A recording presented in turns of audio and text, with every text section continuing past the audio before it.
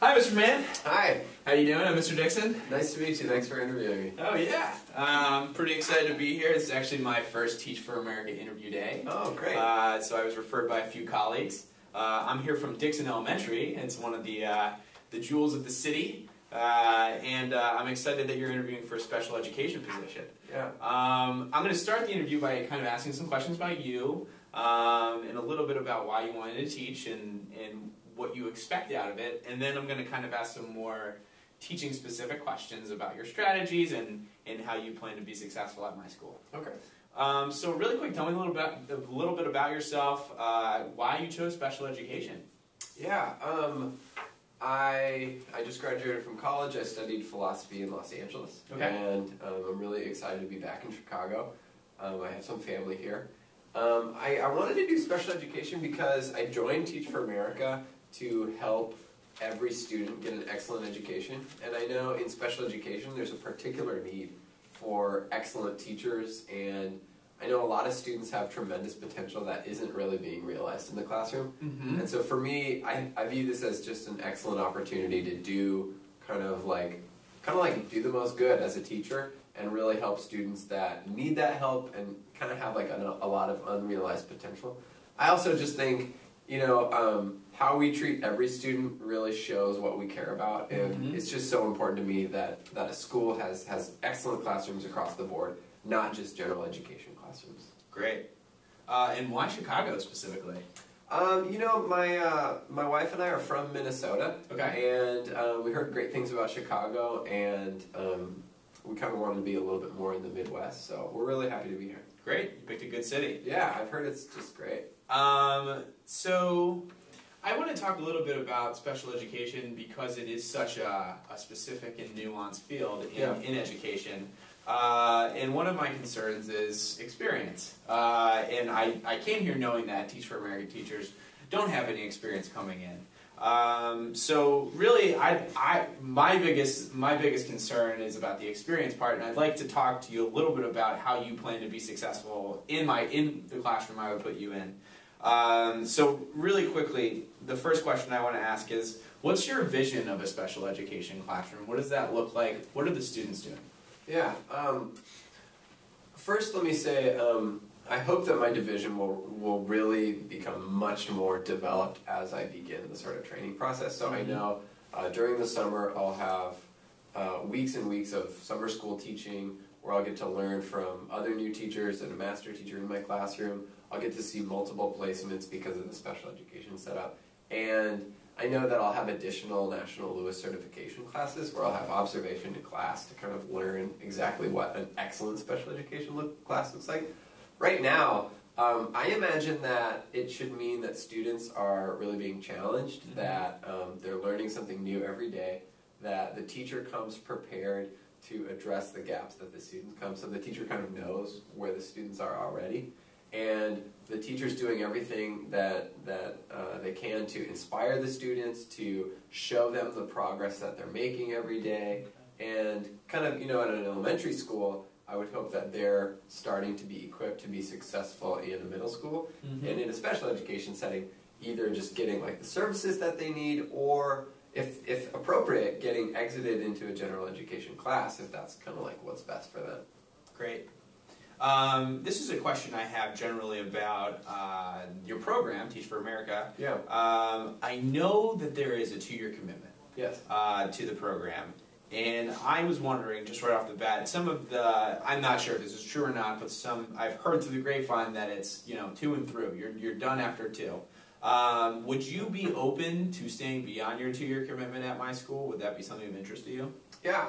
I'm absolutely open. I don't know what the future will hold. I wasn't planning on being a teacher a couple of years ago, and for all I know, I'm going to love it.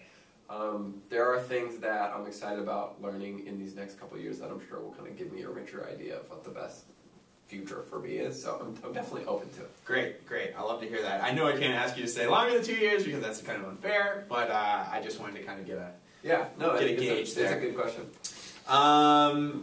So one thing that one thing that's really important at Dixon Elementary is fostering relationships with parents. From the beginning, our teachers are required to reach out to parents at the beginning of the year to kind of set expectations for the communication about their student throughout the year. I'd like to hear a little bit about how you would foster good, strong parent relationships from the beginning of the year. Yeah, I just think it's so important to have a strong relationship, and so I can just think about what has made a good relationship in other settings I've been in. So I was a soccer coach through college, and really partnering with the parents so they kind of know what you hope to do in that time, I think is really important to kind of like give details so that they can ask their student, hey, are you working on this? And really kind of know what the road ahead is. Another thing that I think is important is really celebrating the good things that are happening. So if you have a student that you can maybe tell there's going to be some challenges with, maybe you start with a lot of positive phone calls to build that rapport and let them know that you're kind of like not always going to be calling for bad news. I think those would be two important things. And then I think the third would just be kind of getting organized and like having a structure so that's pretty easy to like monthly newsletter or every 2 weeks just a slip home for every student. I think stuff like that can kind of help just keep it regular. I know maybe in the end of the year it'd be easy to kind of like not do it as much, but if you have a structure that you can really depend on. Great, that's a great answer. Another kind of content-specific question, and something about your program, is how you're certified. I know you're an alternative certification program. Can you talk to me about a little bit about your specific certification, what it is? Are you a fully certified special education teacher? Yeah. How does that work? Yeah, so I'll be fully certified. I'll be in the process of finishing that through National Louis University. Okay. And that means in the first year I'll just have graduate school classes in some of the evenings. I think I have the option of going on and doing a master's program in the second year of that, but I don't need to do that if I don't want to, and I'll have certification. Great, that's very important. Great. So I want to kind of move to the planning because planning is extremely important in my school. I ask that all teachers submit their lesson plans directly to me every week so that I can read them over. And obviously, a special education plan is going to look a little bit different than a general education plan. I'd like to hear a little bit about what you think strong components of a good special education lesson plan are. Okay. I think it would need to have an objective for what students ought to be learning that day. Maybe some sort of connection to what they've been learning previous days or something that they already knew, kind of like getting their attention. Yep. Maybe some time for new material and then practicing of that new material. And then probably some way of kind of seeing the progress that they made on that. So like maybe just a question or two or a quiz or something like that. Okay. To kind of see if they learned it. That's kind of my first thought, but obviously I'm going to learn more about that, and I know I've got a lot of room to grow in developing that, but I just know planning is going to be really, really important, so it's something I want to get good at. Great. It sounds to me like what's good is even though you don't have a strong background, you're saying that you want to have an objective, you want to have a learning objective, and then assess whether that objective has gotten across to the students. Yeah. So great. Taking what you said about the daily lesson plan, can you talk to me a little bit about how you form a larger plan for the whole year and develop goals with your students? Yeah. So from what I've heard, it'd probably be kind of two things. I know that students in special education have an IEP, and there are certain goals that are aligned to the curriculum for each student that they should make progress on during that year. So I've heard that those are kind of one part of the planning and just making sure that students are making progress on those. Yep. And then I think the other part is probably just the standard general education unit planning and kind of like building those units to a final assessment. So I think finding a way to make sure that all of those IEP goals are kind of embedded in the unit plans going from the beginning of the year to the end of the year. Yep. And I think kind of depending what grade I teach at Dixon Elementary, it might just mean over the summer learning more about the kind of like big standards that students really need to be strong in by the end of the year.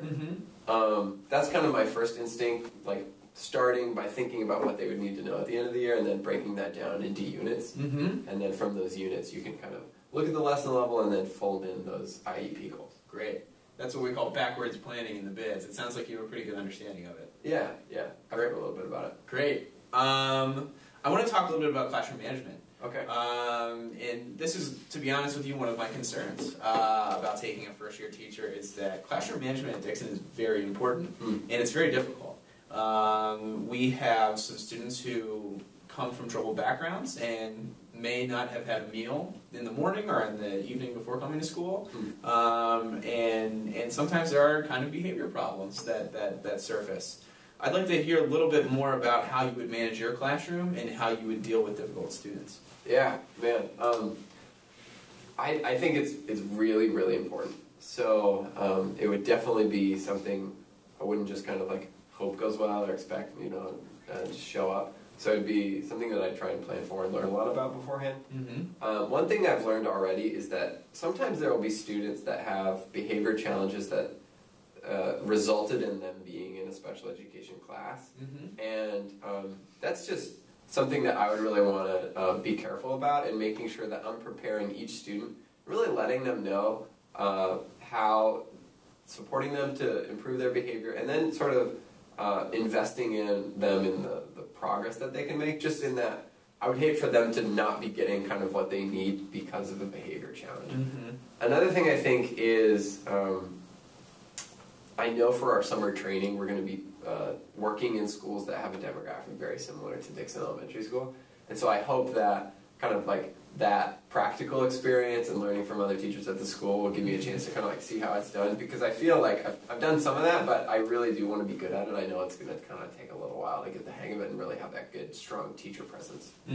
Great. Building on that question, I have a little bit of a trickier question. Okay. And you touched on this briefly. Thinking about handling behavior management with special education students and general education students is going to be tricky. What's the differentiation there? Where you have a how would you approach it differently with a special education?